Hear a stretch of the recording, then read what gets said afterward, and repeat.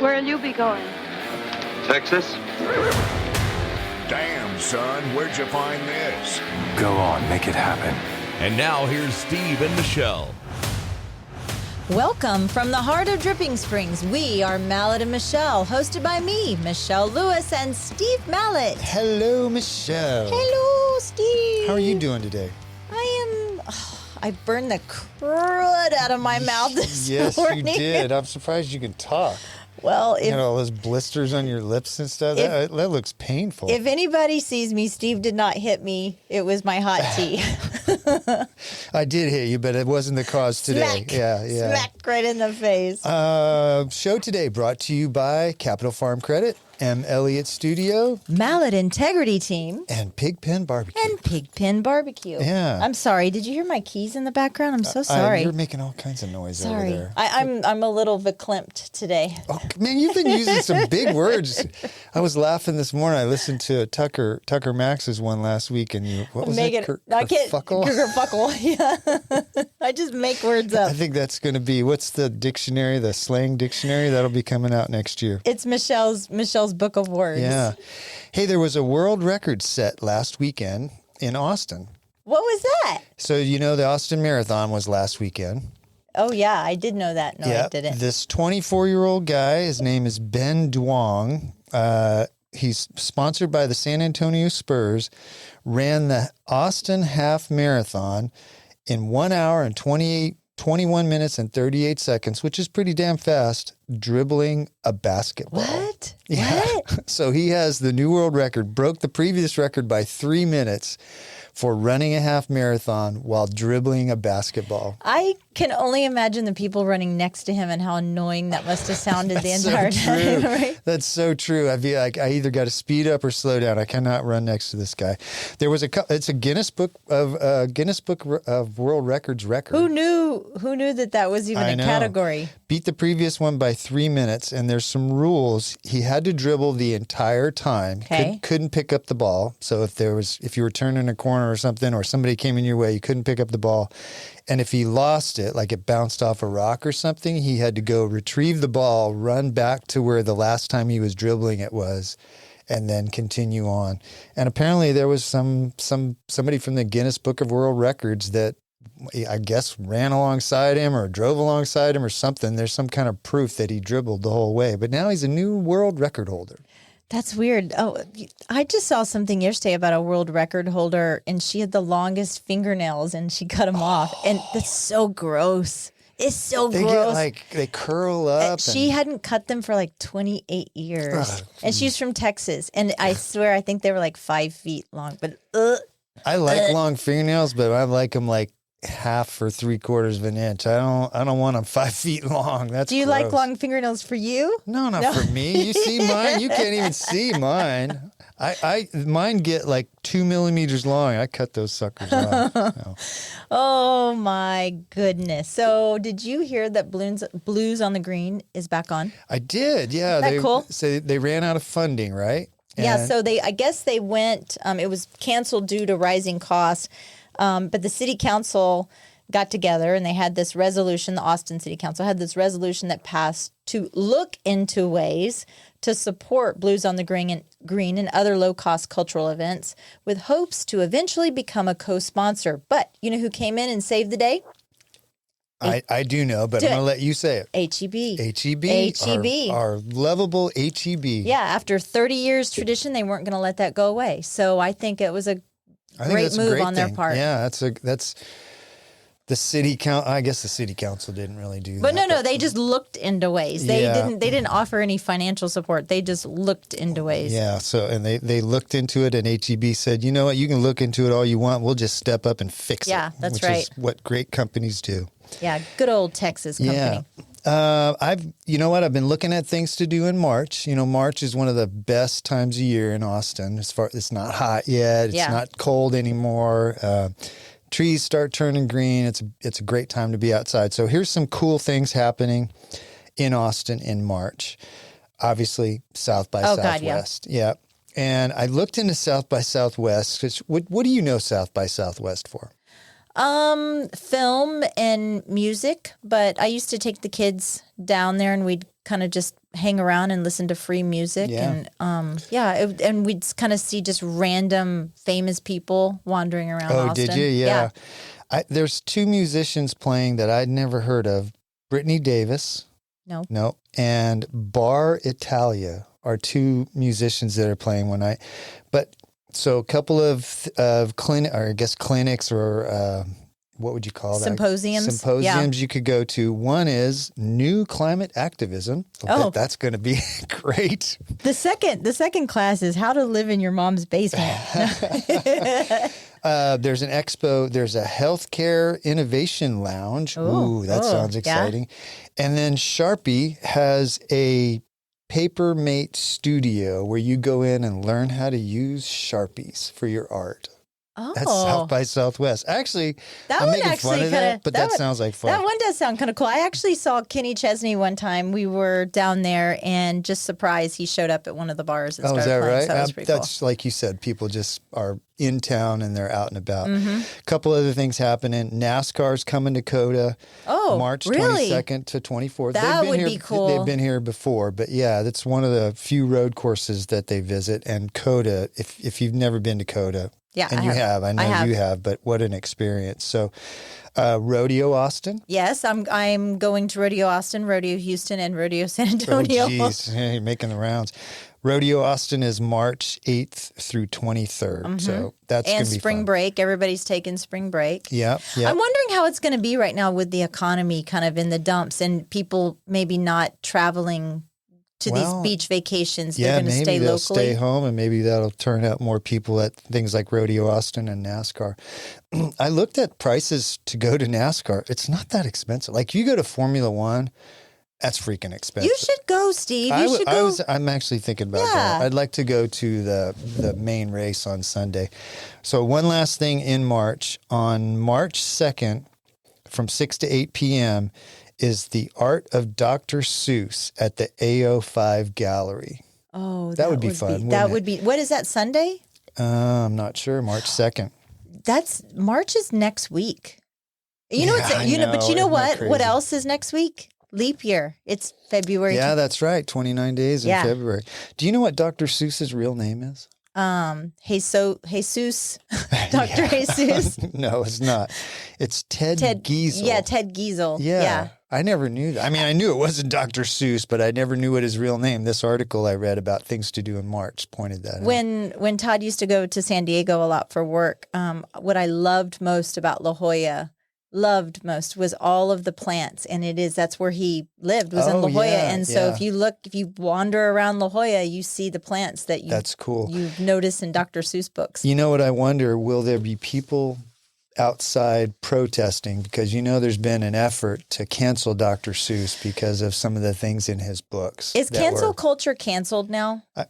Maybe. It might be getting canceled. I don't know if it's canceled yet, but wouldn't that be interesting to see if there's somebody out there picketing out in front of the Dr. Seuss art exhibit, which you and I would both love. I would love to go see Dr. Seuss art. I want to go picket the people picketing Dr. Seuss. I don't know how that works. I want to picket that. Hey, speaking of Austin, I hope they're going to keep all those visitors and South by Southwest visitors safe.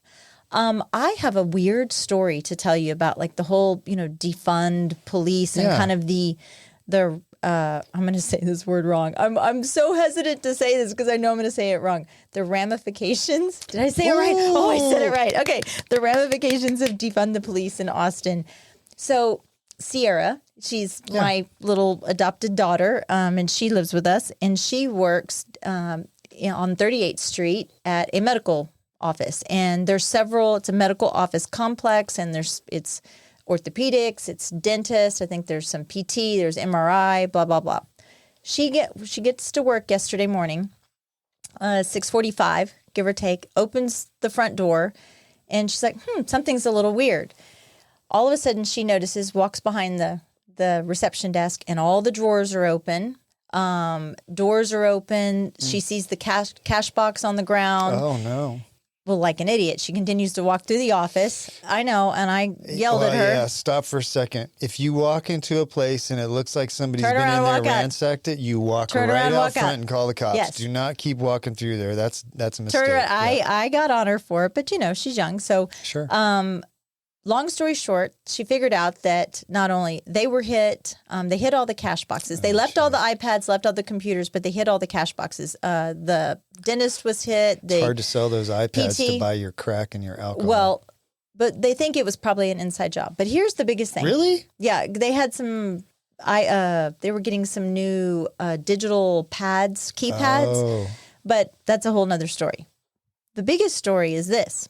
They call Austin police and they say, okay, don't touch anything, take pictures, but we can't be out there for 2 weeks. We're not coming out there taking fingerprints. No way. All these offices were hit. Even the management office of the building was hit. They weren't going to send anybody out there for 2 weeks. So they had to do everything online and on the phone and self-report a break-in. How nuts is that? That's ridiculous. That is so nuts to me. And that's like a basic policing principle, is to go and try and figure out who's breaking in and stop them from breaking into more places. Well, yeah, Sierra was like, I was walking through seeing what else was hit, and she said nothing else was, they came in to take our cash boxes. They didn't take medication. So that's why they're thinking it was an inside job. Why does the city council is not supporting the police in Austin? Period. They play like they do, but they are not supporting the police. There's not enough police officers in Austin, and all kinds of crimes now they're not being reported because people know that the police are not going to do anything. And it's not because the police don't want to do anything. They're not capable of responding to everything now because the city council has decimated the Austin police force. They just don't have the manpower. And it's sad. And it's not for not wanting from the men and women that serve the Austin Police Department. Yeah. They're great people. There's not enough of them to go around. Yeah. There's not enough of them to go around. And they're trying to hire new people, but how hard is it to hire new people when you know that the people that are sort of at the top of that food chain don't support you, and they're always trying to get you for something? And then you got a DA that loves prosecuting cops, looks for reasons to prosecute cops. Who wants that job? And these people that are leading the city don't have any idea that that's how it's working. And the criminals know they can get away with it because there's not enough police to respond. So that it just perpetuates it. And the city council of Austin is not keeping its citizens safe. I'm just curious, has your house, like when you were a kid or anything, was anything ever broken into when you were a kid? Yeah. I mean, I remember it was kind of traumatizing because they actually broke in. This is when we were living in the Valley and I was a kid. They broke into my room. And I remember that there was like fingerprint dust everywhere. They were trying to catch the bad guys, right? I wonder what happens now if your home in Austin is broken into. Nothing. They might show up if you're assaulted. Maybe. Probably if you're murdered, they'll show up. Maybe. If it's a Wednesday after 3 o'clock. Again, that's not the police that's the problem. The police have so much crime to respond to, they cannot respond to it all. So they're doing the best they can with what they have. But yeah, I remember I was about 20-something years old, was renting a house with some people, and I came home and somebody had taken a pillowcase off of one of the pillows on my bed and went around the house and filled it with stuff. And I didn't really have anything super valuable, but it was my stuff, And you feel violated. And I remember, and the police did show up and they took fingerprints, and I didn't get the feeling that they thought they were going to catch the guys, but I did feel safer knowing that the police could respond and came over and were at least there in a presence to show that they were going to try and catch this criminal.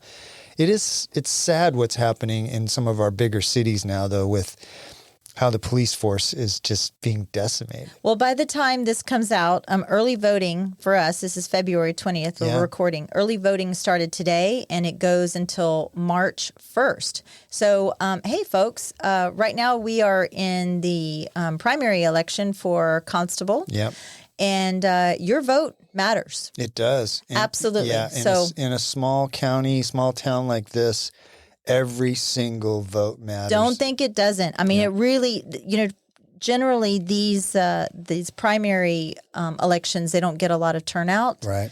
But go out. Go out right now. Yeah, it's a big one. So, And Gary Cutler's. Well, Gary's retiring. Oh, that's right. Yeah. Anthony is running unopposed in the Republican election. It's still in the Republican primary. The Democratic primary it's an interesting mix of people that are not qualified. So, or you very delicately said that. Or don't live in the county full time. Yeah. You can get a rock star sheriff in Anthony Hippolito. He's policy over party, Yep. right? And don't let what happened to our county clerk happen to our that was ridiculous. Sheriff's office. And we have Ben Gieselman that is running for constable, and Dave Graham. They're running against each other. So whoever wins this will then go on to the general. It's important. Get out and vote. Well, I'm sorry. Whoever wins this actually will be our constable because nobody's running against them. But it's your vote matters. Your vote. Welcome to Austin, folks. Yeah, it does. I'm going to lighten it up a little bit. I know I mentioned it probably way too much. My birthday was last week. Was it really? Nobody knew that. Nobody knew. 61. I only said it like 4 times last week. Do you feel 61 or you feel 16? I actually feel pretty good. I feel 16 until I walk by the mirror and I go, who the hell is that old guy? There's a company that's out there that is fighting the new word battle in using greeting cards and saying that greeting cards have a history of ageism, meaning that those greeting cards where you, do people not have a sense of humor anymore? Is that gone? I wrote that down. There's no sense of humor anymore. Just people gone. Yeah, just butthurt all the time. This woman, Jan Golden of the age-friendly Vibe greeting card line, said, "We're tired of the damn you're old cards." And then she goes on to say, those cards that say things like "Happy birthday, you're weird and old," picks at older adults, and may actually be killing people, killing your loved ones by making fun of them getting old. She actually literally killing your loved ones. I bet she wears a mask in her car by herself. Probably true. By herself. And she probably has like a plethora of cats and her son lives in her basement. That might be true. And she will be protesting at the Dr. Seuss. Yeah. There's 123 million people in the USA now that are over 50 years old. So a lot of these people are getting those cards.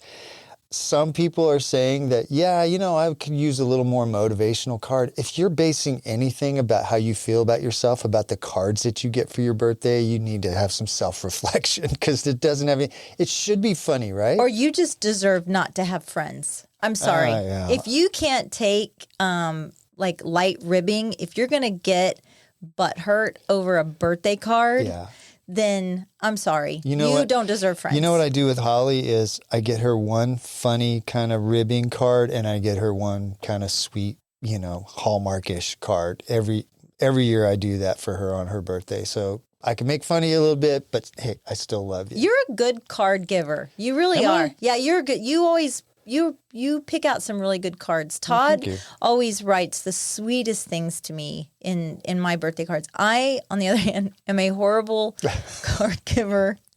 That one you picked out for me. I know, those are funny. Week. I was going to read that one on the air, but it didn't really make fun of my age. So.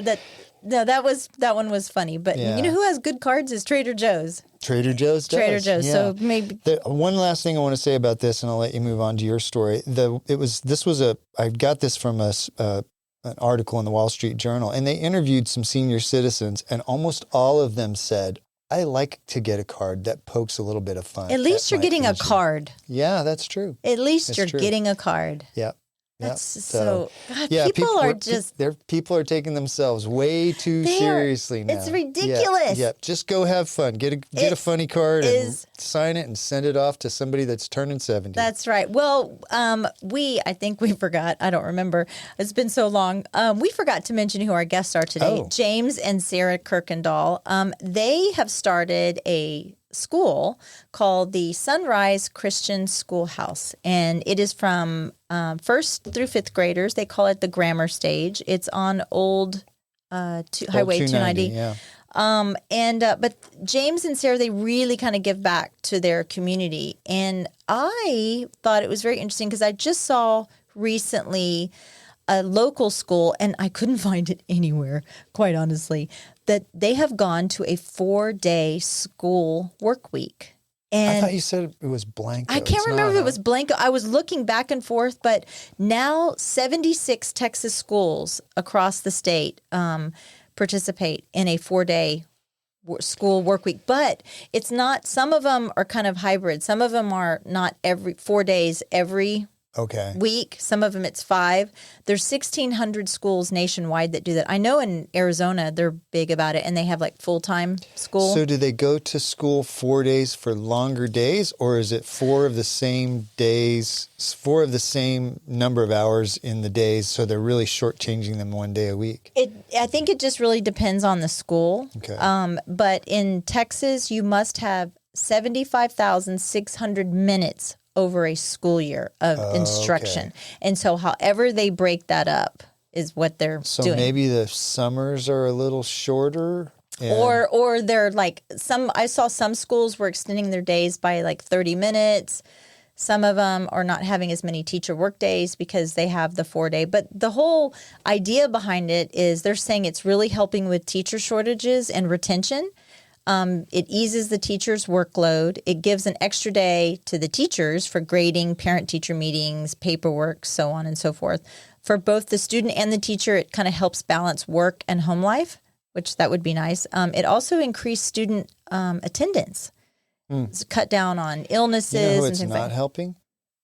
Parents. Well, and so that's what I was going to talk about. I mean, like if you think about childcare issues, free Well, lunch so I was thinking, program. you got your typical family. You got mom and dad at home and 2 kids, and those 2 kids now are home every other Friday. Mom and dad got to talk about who's staying Childcare. home. Yeah, childcare. Yeah, But or getting childcare. some schools, if you were on the free lunch program, they will offer the free lunch. The kids can still come by on Friday and pick their lunches up. But one of the biggest things here in Texas is football.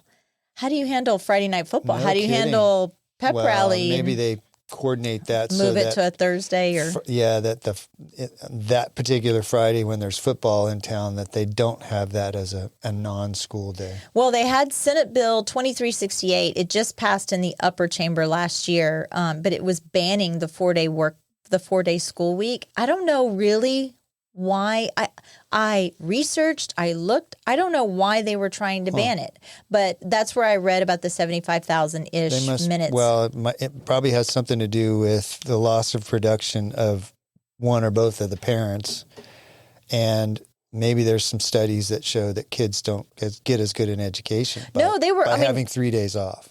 Maybe, I don't know. I think I would be for it because think Do you about it. remember how when you had summer off though and you would go back to school, it took you like a month to get back into the rhythm of school and get your brain set up for learning again? So if you take 3 days off, it's not to that same extent, but I would think you go Friday, Saturday, Sunday off, and then Monday morning, those kids probably going to spend the first couple hours of the day getting back into the rhythm of school. But think about how overscheduled kids are nowadays. Without a so overscheduled and all. I mean, I was this way as a parent. Like a busy kid stays out of trouble. Yeah. Right. And of course, I was in their business at every chance I could get.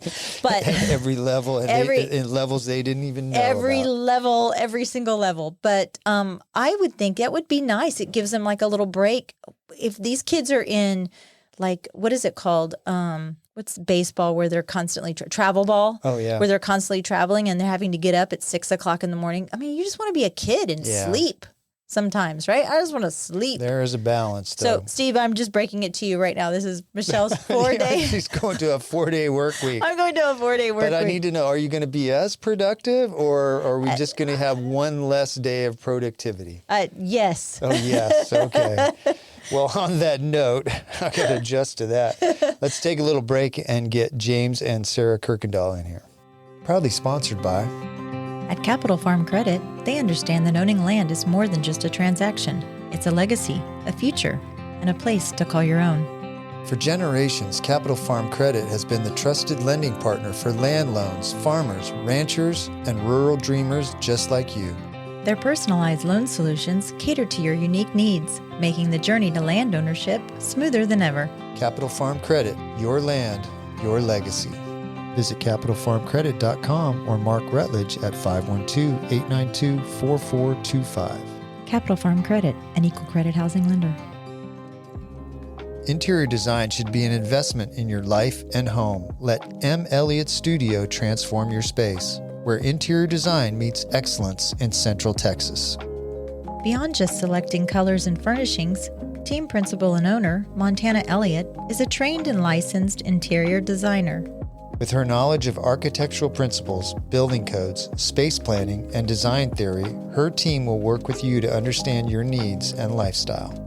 From concept to completion, M. Elliott Studio is committed to enhancing your space with a timeless and classic style. Ready to redefine your space? melliottstudio.com, 512-781-0224. This portion of the show is brought to you by the Mallet Integrity Team of real estate professionals. They are based in Dripping Springs and bring you over 45 years of combined experience helping people reach their hill country real estate dreams. When you want the best in town, call them at 512-829-2062 or look them up at malletintegrityteam.com. And now, here's Steve and Michelle. Welcome back. We are here with James Kuykendall and Julie Fitzgerald of the Sunset Christian Schoolhouse. But first, we're going to get to know James a little bit. James, welcome. Hi, how are you? Good. Glad to be here. Yeah, welcome to the show. Tell us how long you've been in Dripping Springs. Where'd you grow up? I spent the majority part of my childhood in the Lake Travis area, and by elements beyond my control of family being divided, I actually ended up graduating from Bastrop in the early 90s. Okay. I mean, the late 90s. Lake Travis to Bastrop. Yeah, it was actually real funny, and is back whenever I was at Lake Travis back in the 80s and early 90s. We had Hispanics and white kids, but when I moved to Bastrop was the first time I ever went to school with anybody of different skin color. Oh, yeah. And it was really kind of a culture shock because I came from Lake Travis, and in fifth grade, I ran track, and we had like a intramural type track team and within the school, and got out there, and at Lake Travis, I was one of the fastest kids there. Got out to Bastrop and found out that You weren't. A whole nother level, huh? a whole nother level.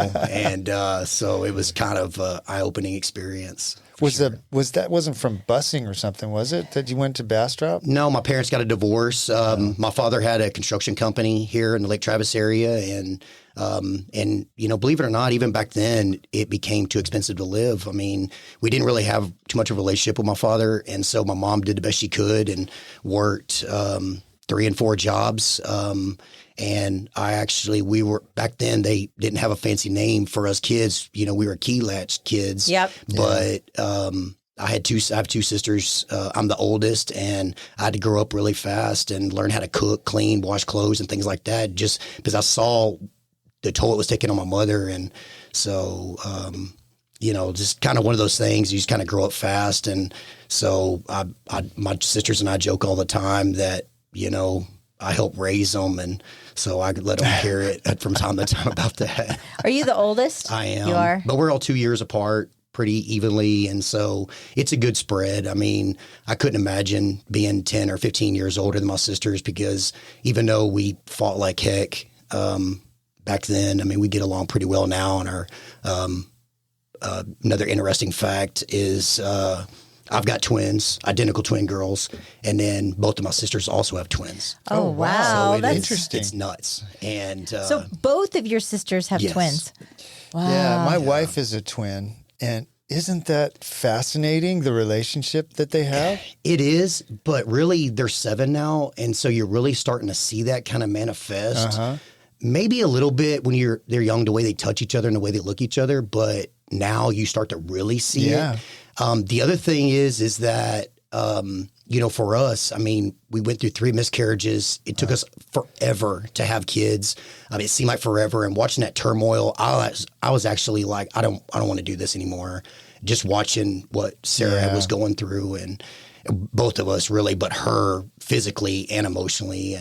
But anyways, but we ended up kind of throwing, kind of the Hail Mary and did IVF. We had 7 embryos. They all died but one. Oh, geez. We did some chromosomal testing, knew it was a girl, and then it split and identical girls, and it's crazy. I can't believe my wife, Holly, I cannot believe how close she is to her twin sister. They talk every single day for a half hour, 45 minutes, or an hour. Like, I can't think of a single person on the planet that I could talk to for an hour a day, but they do, and they have never run out of things to talk about. Well, and it's also funny is that whenever you have twins, people see that. How many people are a twin or know a twin? Yeah. And it's just, I think it's almost kind of like a little bit of a fraternity or sorority, it's like or being whatever. in a club. It is really like, weird. oh, you're a twin. Yeah. They're instantly drawn. But to we are very different with the twins. We give them their own, or allow them to have their own personalities.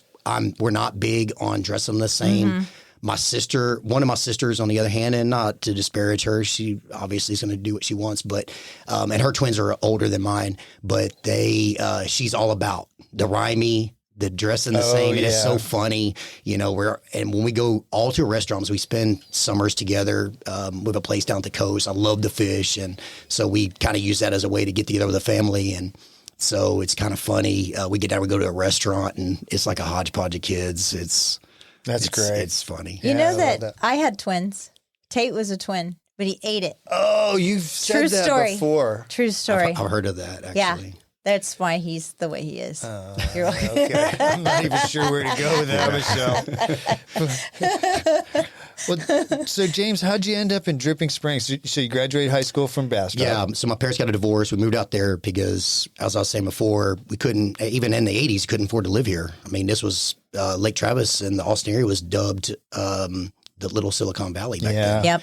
And so anyway, we ended up moving out there into one of my grandparents' places, and Mom did the best she could. And so I was just pretty much hell-bent on getting out of Bastrop. I knew it wasn't for me. Yeah. So I actually went to college. I was a physics major in college. Where'd you go to school? San Angelo State.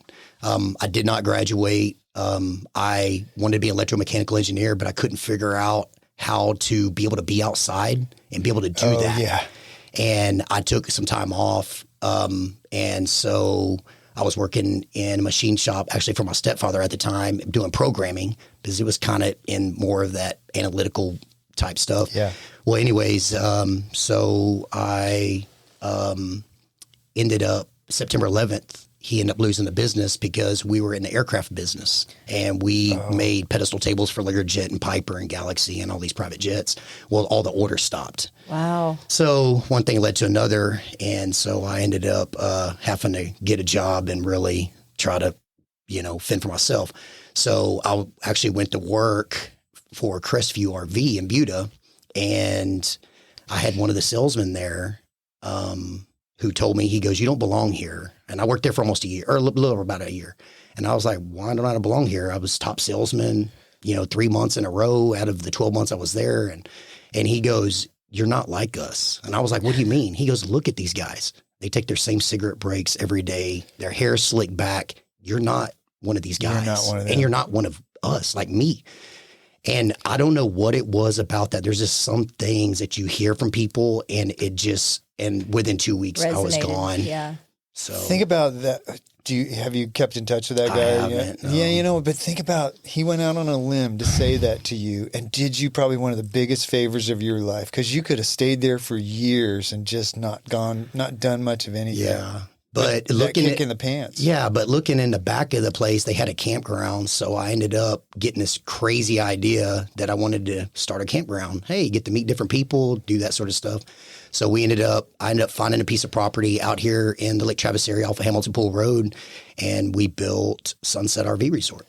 And we had it there for 22 years. Wow. And we were out in the country back then. Yeah. Hamilton Pool Road back then, for Country. anybody who's Yeah. not from around here, by 9 o'clock, it might have been 2 hours before you saw another car. There was nothing along that road all the way from 71. It was just pretty little country lane almost. Yeah. Was the restaurant there, Verde's, was that there then? It wasn't Verde's. It was actually it's like a steakhouse It or was a something, wasn't it? steakhouse, but it was more kind of like a maybe Brazilian type steakhouse, Okay, yeah. Hofbrau. I think it was Yeah. something of that nature, but I barely even remember now because it's been so long ago. And then, it then ended up changing hands. It actually was another place prior to Verde's, and then it became Verde's. Yeah. So you said that you recently sold the place too. I did, coincidentally enough. We had it on the market a few years back. Nothing was happening what I thought it was worth, and I knew the dirt was worth this money. a few years back, like during COVID when the prices were up? Yeah, right before COVID. Right before COVID. And we had been approached. When you're in the campground business, there's always corporations that are trying to come and this and that. And, it's one thing to do the just to sell out and get out. But, that was my first business. I built it from the ground up. Me and my wife poured a lot of time into that place. You were constantly improving it always. too. Over I time. never, believe it or not, I never drew a paycheck off the business. Wow. Because I was always reinvesting the money. And actually, that's what led me to start my construction company because I was literally starving to death. I was at one point before really Hurricane Katrina or Rita, which one was first, really kind of changed everything for us because they were filming a movie out there called The Alamo. Yeah. And so we got open for that. We were full. And then 6 months later, we were empty. We had 3 trailers out there. I was living in one of them. One of my sisters was living in one who wasn't paying any rent. I had one paying customer and it was nuts. And I, it's embarrassing, but I was months behind on my truck payment. I mean, I was just trying to scrape around. And so one thing led to another. I kind of went back to my roots of my father being in the construction business and started digging dirt. And Did you go to work for him? I did shortly, but it just, I don't know if we were too much alike or too different. I can't really say. So I ended up just I had to kind of make it on my own. I bartended at Nutty Brown for a while. Jeez, wow. And I was the old guy back then because I was, I was like 27 years old, 28 years old. And believe it or not, like that's the old guy. Did you go up to any of the other bartenders and go, "You're not like us. You don't belong here"? Well, for me, I knew it was temporary, but I did learn a lot from that. And the thing was I learned about building relationships. And really, again, like all this stuff kind of happens for a reason. You build these relationships, and then there's some of my customers there I still talk to today. That's and wild. That's crazy. I mean, that's been nearly 20 years ago. So I don't want to go back to the Sunset RV Resort. You sold it to? I sold it to Lake Travis ISD. Okay. And they approached you? They did, out of the blue. I was actually, my wife and I and my kids, we're on our way to the coast and got this anonymous phone call from this guy and said that you're going to be talked about on the school board meeting. And I was like, what? What did I do? Yeah, I was like, what are you talking about? Wait, was your property on the market then? It was not on the market. And matter of fact, what's so crazy is another kind of God thing is that my wife and I had really legitimately talked about 3 months prior that we're just going to keep it for another 10 years. We're going to just see what happens with Hamilton Pool Road and then just keep pouring everything into it. Because we actually own another campground out in Henley. Mm-hmm. And so you make these long-term commitments and then 3 months later, next thing you know, you're contemplating selling it. It's crazy. So what are they going to use it for? Do you know? They're going to build a school there. There's a subdivision, 1,100 house subdivision called Province behind the property.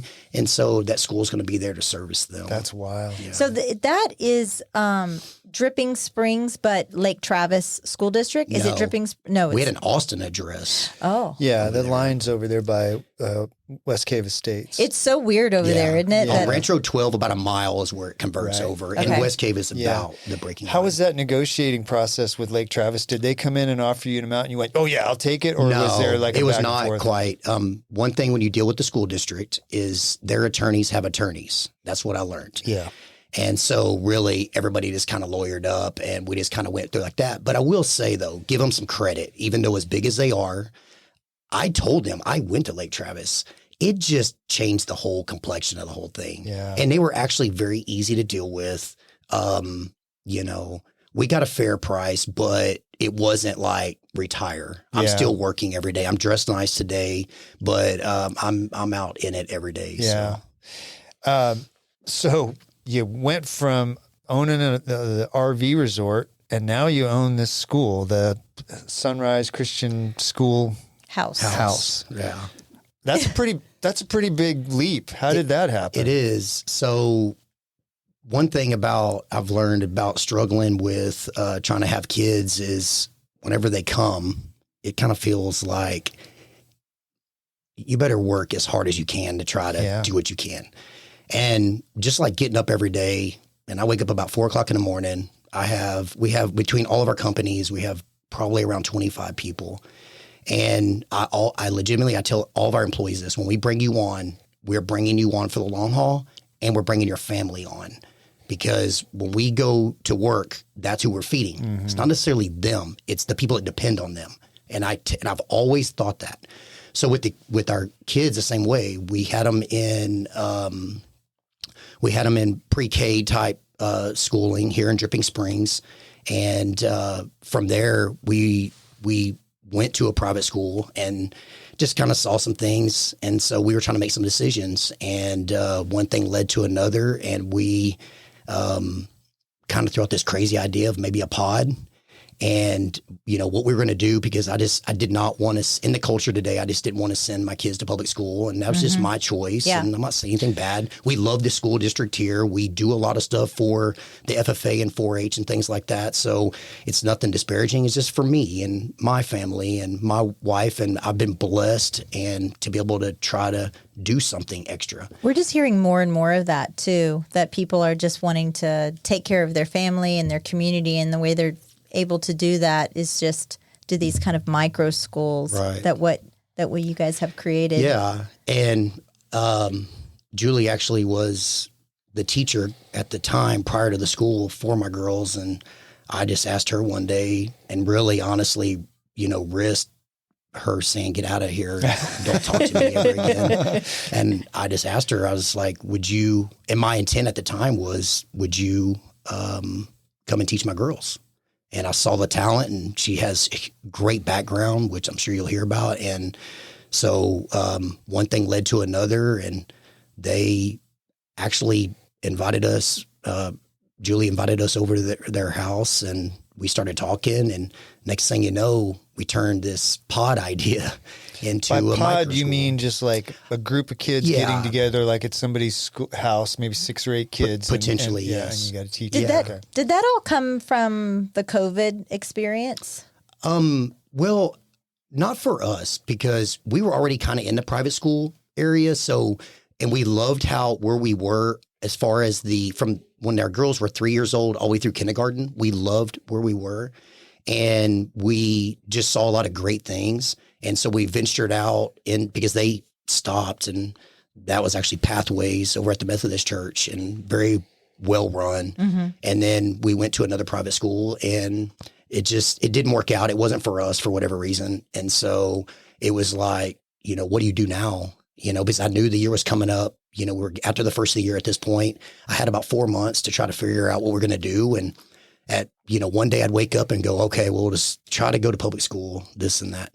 And I don't know, I just kept coming back to this, there's got to be another way. And to be honest, being a business owner and entrepreneur and trying to have successes, just trying to pay my bills and provide for my family,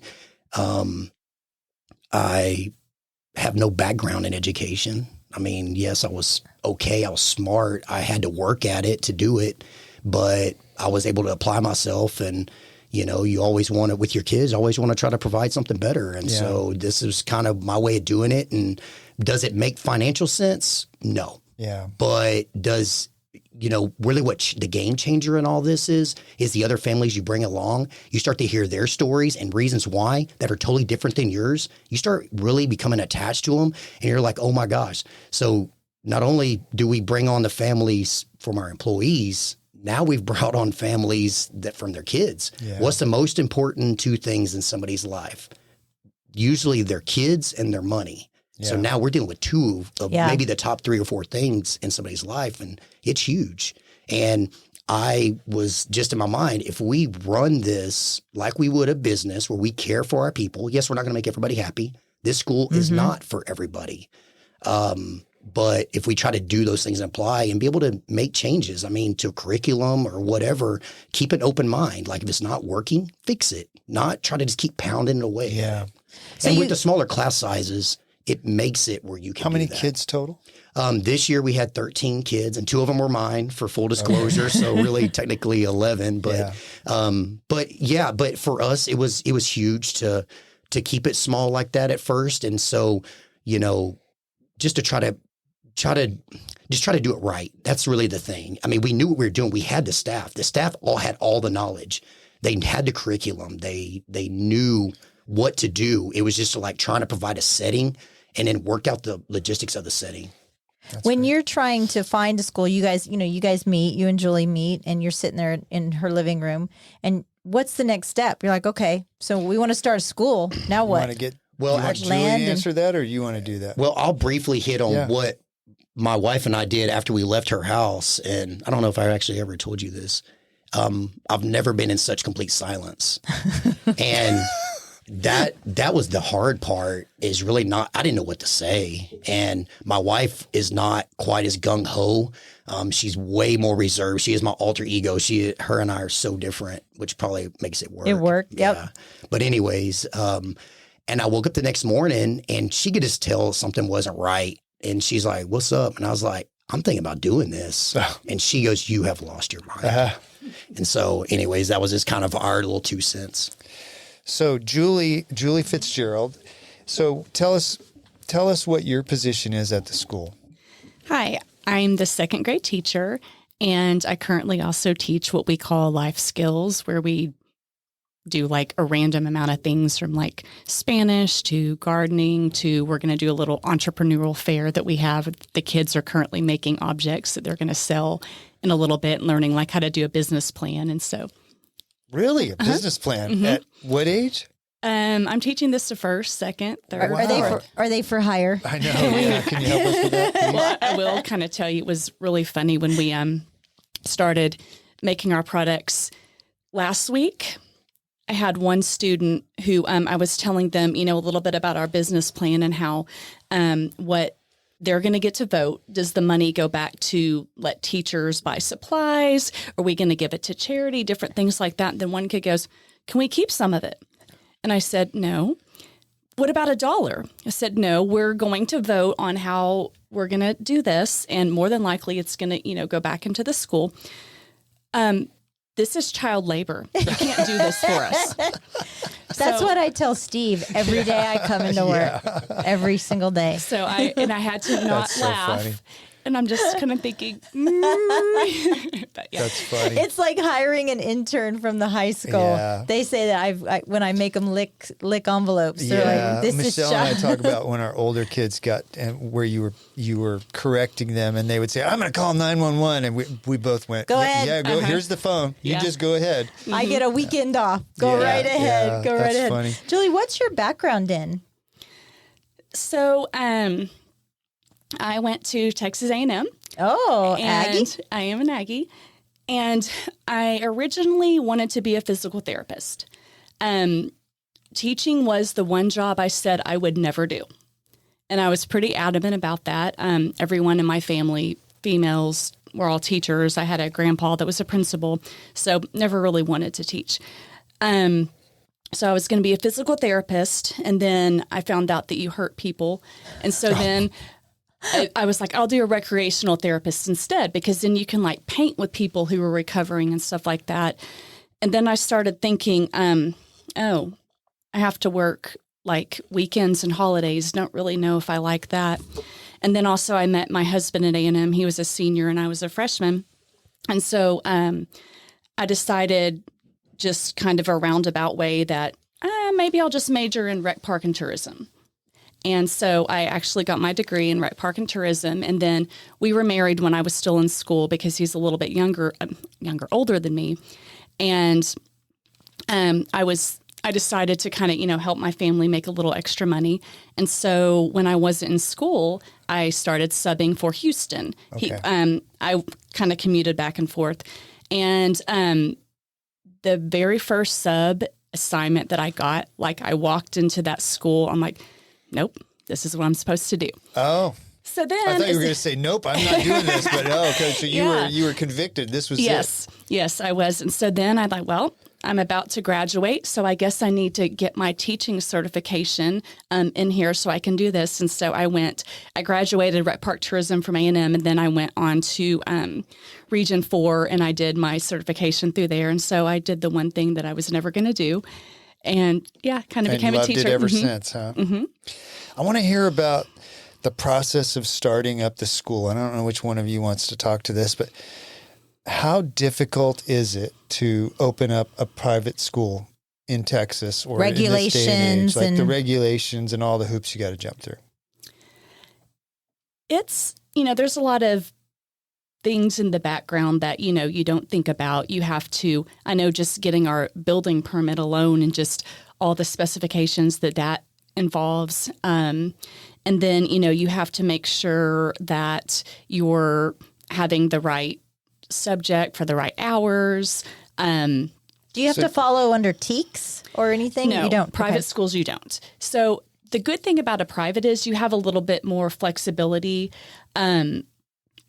When you're accredited, you have to follow a little bit stricter rules, but you never are accredited your first year. They won't even look at you until you're like in your second or third year of operation. And so at that point, you have to follow a little bit certain criteria, but we have flexibility where we can be a little more creative in how we do things. Texas has a lot of educational freedom in that sense. They're very homeschool friendly, and so I guess this lends its way to that. But Steve is right. There has to be some sort of guidelines. How heavy-handed is the state with what you guys are doing? Are they constantly checking on you? Are you reporting stuff? Or how involved are they in what you're doing? So right now, not as much, because once I said we get accreditation, they will, that's when they come and they do a yearly evaluation. You have to have, your paperwork, all your little things in a row. But to me, the biggest thing is parents, because, they're trusting us with their kids. Sure. And so it's more not of what the state is making us do right now than what we need to do to get ready for the future. And then how am I going to teach in a way to where the parents are pleased because their children are developing like critical thinking skills, a higher learning. They're feeling happy, secure. They're wanting to go to school. And so at least from the teaching perspective, that's kind of how I look at it. And because the school goes to 5th grade, right? Mm-hmm. So at some point, they've got to be prepared to go into middle school in 6th grade and have those skills to be able to, all of a sudden you're like, here you go, kids. Yes. Good luck. Do you guys have plans to open like middle school further, or do you seeing kind of where this... Does that go as your kids age? Well, not necessarily. We are adding grades this year. We're actually on a hiring spree right now, but it's selective. I mean, for me, I get to approach this in a very unique way. For one, the financially responsible party, yes. The other part is I also get to look at this as a parent. And unlike Julie being on the teaching side of it, is that I get to analyze it from how the parents see it, which to me is huge because public perception is huge, but also producing a product in these kids and out of these kids to where it's something to present to the community. And our whole thing is with the way my wife and I have kind of set up our lives is trying to give back. And so we're trying to teach these kids. That's where this business entrepreneurial comes in, because believe it or not, like whenever I was in 6th grade, in public school back in the day, we learned how to write checks and things like that, and things that we don't necessarily do. Public school doesn't do now because they're teaching to, specific criteria. So for us, it's like getting back to kind of those home skills, but also be able to use things that they can use because we will add grades.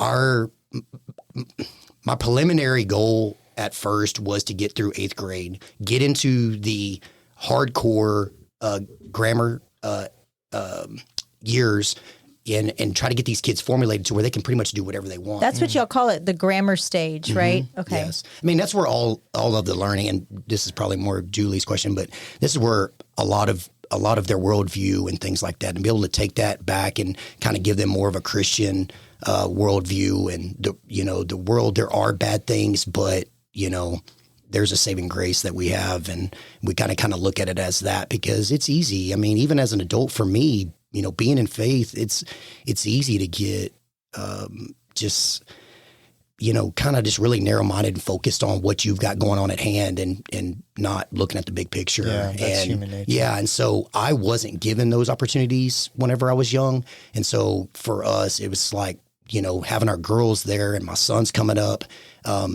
it for us was big. I think having kids in public school, you kind of don't have really any control over you're sending your kids, right? That's one of the questions I was going to ask you. What do you think the public schools are doing well, and what do you think they're doing poorly? And I'm sure the poorly part is one of the reasons you started the school. Well, so Julie can probably speak to that a little bit because her kids actually went through public school. But I will say for us, I hear stories of these large class sizes. And my kids specifically for us, they're outgoing in their own way, but they're not over the top outgoing. And the thing is that, some of those kids potentially could get lost when you have a school, when you have a classroom with 25 or 30 kids. The other thing is the disruption. When you have more of this one-on-one time, which is what the school is focused on, and these smaller class sizes, my perfect view of this school would be to have several first grades, several second grades, and on up the chain.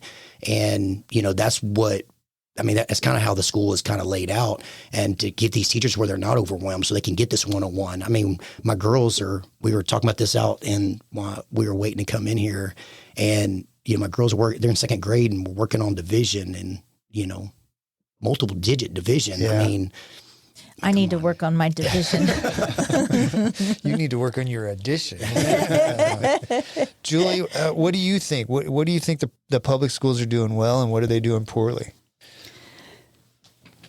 Ooh, loaded question. No, I agree with what James says, class size, and that's just something that you just don't have the tax dollars to pay a bazillion teachers. It's, just a fact. And for some kids, they do get lost in the mix and kind of like slip through the cracks. Or, for example, you may have a kid with a learning disability that you don't notice as early as you should, who could have been getting help for several years, but because of, just maybe being the quiet kid or maybe just, The disruptive kid. Right. Yeah. Then you kind of have those situations to where, just because of the size, the teacher may not pick up on that, and I've taught public. I have had 24 kids of my own. And so I'm very lucky and privileged right now. I have 5 students, and so I know probably more about them. I know about their parents and all the things that they tell you that you're wondering, is this true or not? And, so just, the smaller class is one thing, but that's something that it's just the system. You can't really change that. So you were talking about the economics of it. So you've got class sizes of 5 and 6 kids, and then the public schools have 25 kids, but they're getting probably way more money per kid. How are you guys able to do that financially? James, take the mic. Yeah. So it's funny you say that. You wake up one day and you're like, oh my gosh, what am I doing? I just, we've invested all this money, and that was probably the shock of all this is what it does financially take. Yeah. So anyways, It's worth the investment. well, yeah. Yes. It's the greatest And the other investment. thing is that what's so funny is I've been put in this position to be able to try to do this, but aside from the financial investment, over time, the school will be solvent. It will do what it needs to do financially to where it takes the burden off of us. And, this is kind of why we're here today, is just to, kind of show that there is an alternative. And yes, maybe we're not for everybody, but there is an alternative. And I just think that I think some parents just get lulled to sleep of there is nothing else. Right. We are. And we're trying to do this the right way. That's the thing. And I'm glad we didn't have 45 or 50 students starting out, because it wouldn't have been done the right way. We're able to be selective in who we hire and the quality of what we're getting.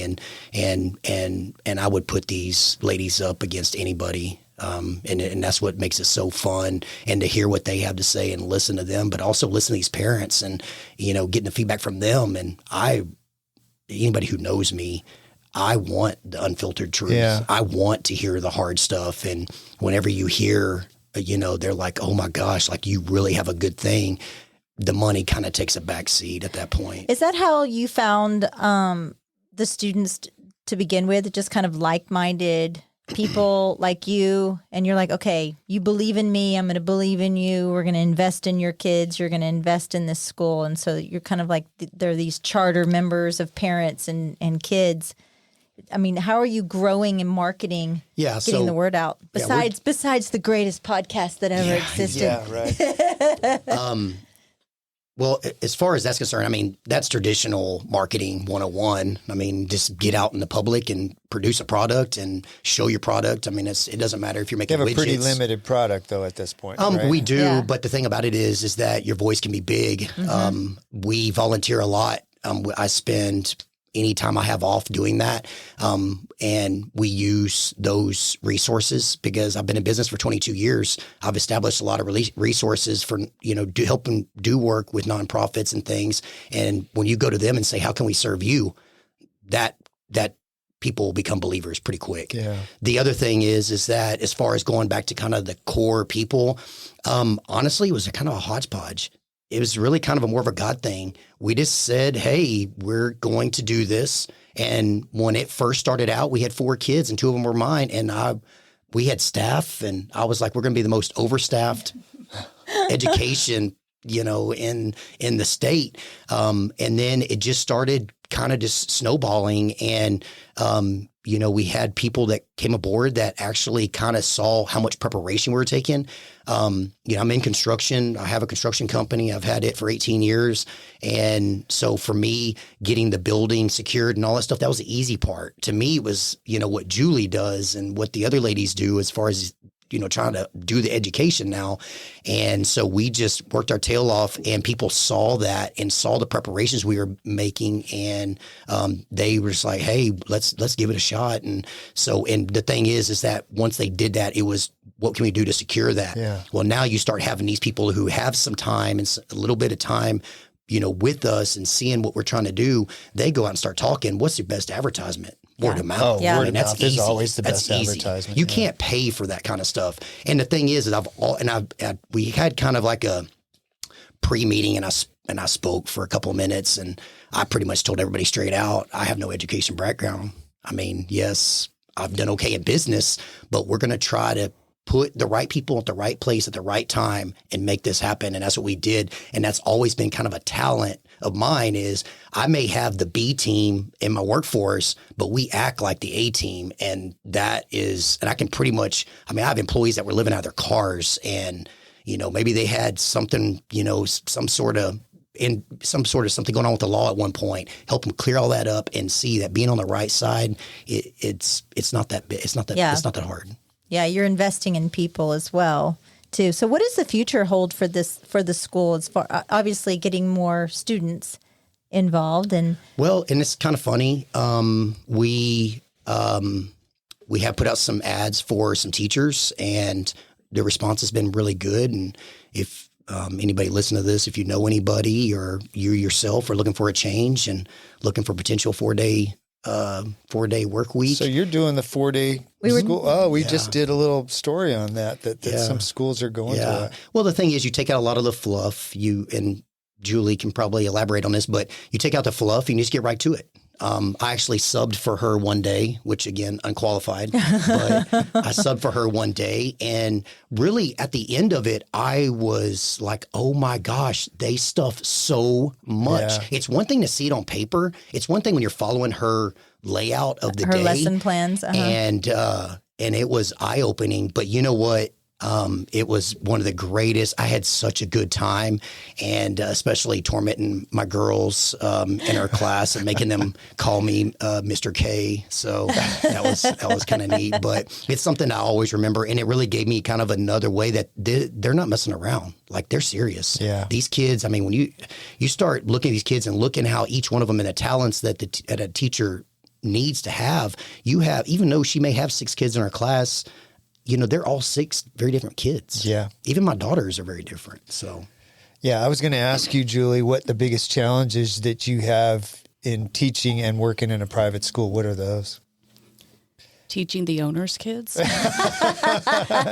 he a little critical?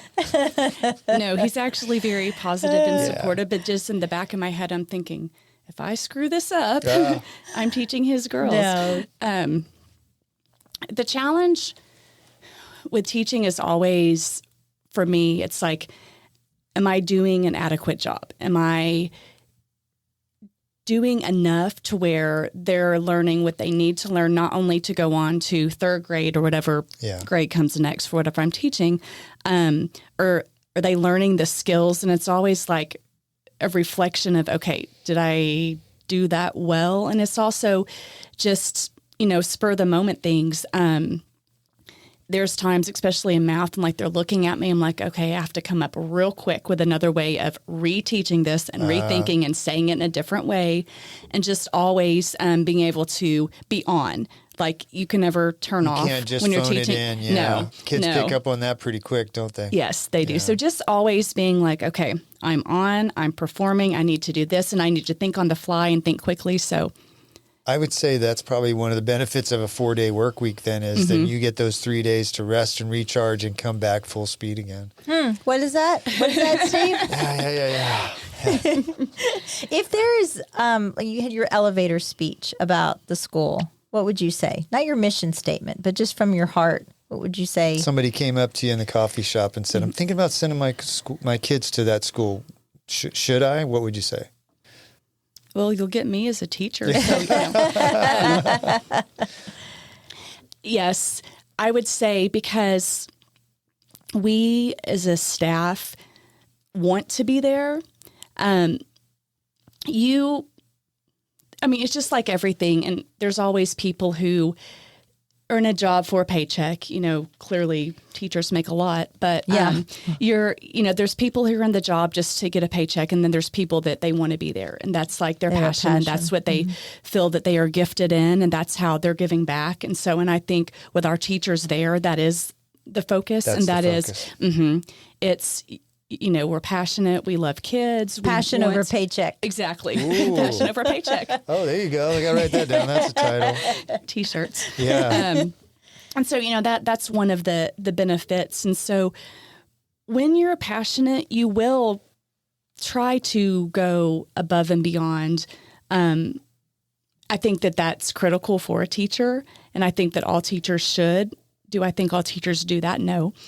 And it's probably hard to do it every day. It is. It is. And so I think that that's, something special about our school. And then the, small class sizes, just being able to have the individualized instruction, as well as you can, share more with your class. You can learn about them. And I have the time to, whenever we're making connections, everyone in my class can share a personal story and can talk about something that that book made them think about. And I think that that's just neat, to where they can grow and learn more and develop relationships.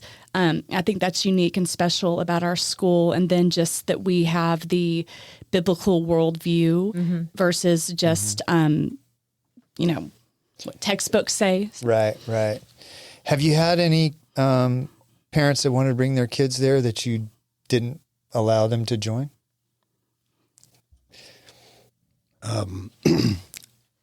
Not necessarily.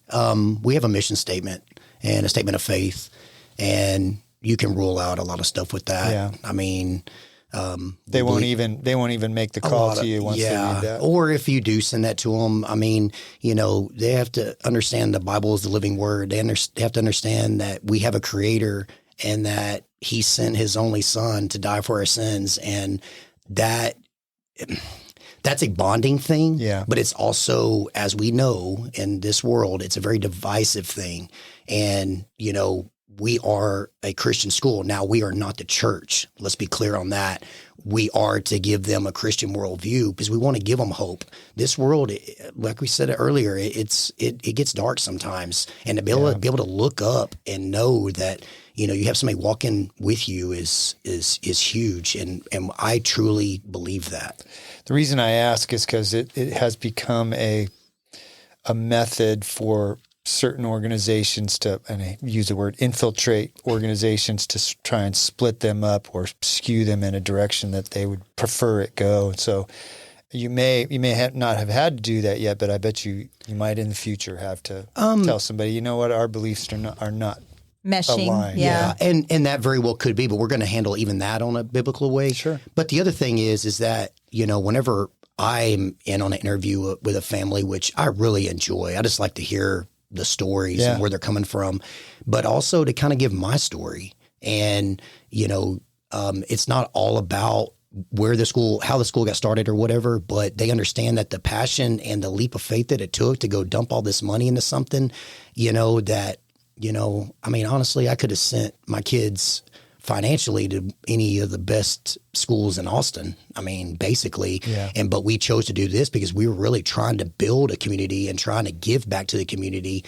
And why not do it in a place I love? Why for me to go to Austin? Why? Because I mean, we live on the outskirts of town. We drive 30 minutes to get to Dripping, living off of Hamilton Pool Road. Yeah. But this is where our heart is. My heart is in Dripping Springs and has been for the last 22 years.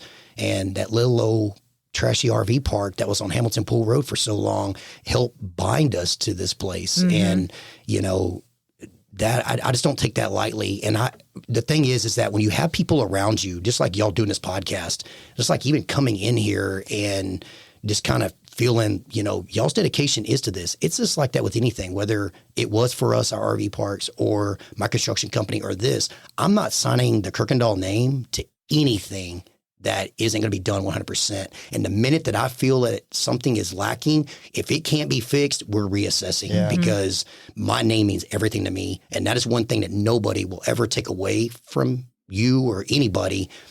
Only you can destroy it. And I just won't allow it to happen. That's great. I want to know, are you guys having an open house or something if people are interested in what's going on the school or enrollment at the school? When is the next? I see you have a lot of information on your website, which is? So our next info meeting, I'm pulling up my calendar, March 5th. Okay. And it's going to be just a little spiel about what we are, what we do, and then you can come and look at the school. And so it'll be from 5:30 to 6:30, March 5th, and that's our next, hi, come meet us. Okay. And it's sunrisechristianschoolhouse.org. Mm-hmm. I was doing .com, it's .org. And you have a lot of information on there about that. You guys, thank you so much for spending your morning with us. And I mean, I've driven by the RV place many times. I've seen Sunset Construction. I see that you're all over. You are plugged in so many different places, James, everywhere. We didn't get to it, but you helped with hometown missions, and we were talking about the Wild Game Dinner, and so Hayes County really Livestock, DS Ag Boosters, the Wild Game Dinner. So you really do live by what you say, and you give back to your community. You're a great model for people in the community to follow, to aspire to keep the community strong and tight. Well, it's funny. If your money's made here, why not, reinvest it back in? And that's kind of for us. And it's been an honor. It's been so, it's been nice to be here. But, just like meeting y'all and meeting people we meet, it's you got to put yourself in these situations. If you stay at home all the time, who are you going to be? Yeah, that's right. Julie, after the show, Michelle wants to talk to you about tutoring. Are you available for that? And I think if you keep it on the second or third grade level, I think that'd be really good. I'm pretty. I don't have to know math. I charge very well.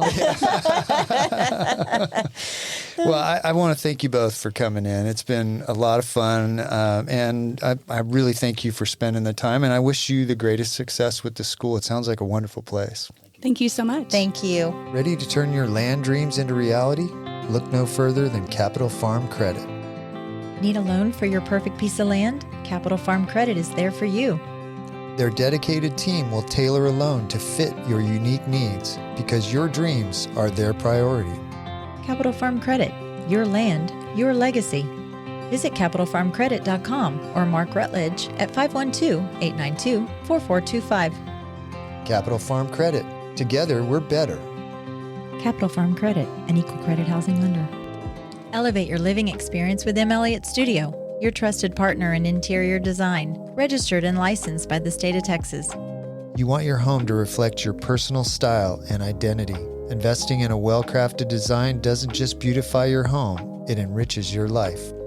Team principal and owner, Montana Elliott, understands the profound impact of a thoughtfully designed space. From remodeling to full design, M. Elliott Studio is the first step to unlocking your style. Turn your aspirations into reality. Tailored to your taste and desires, M. Elliott Studio will work to create an environment that embraces your style with style. Your space, their expertise. melliotstudio.com 512-781-0224.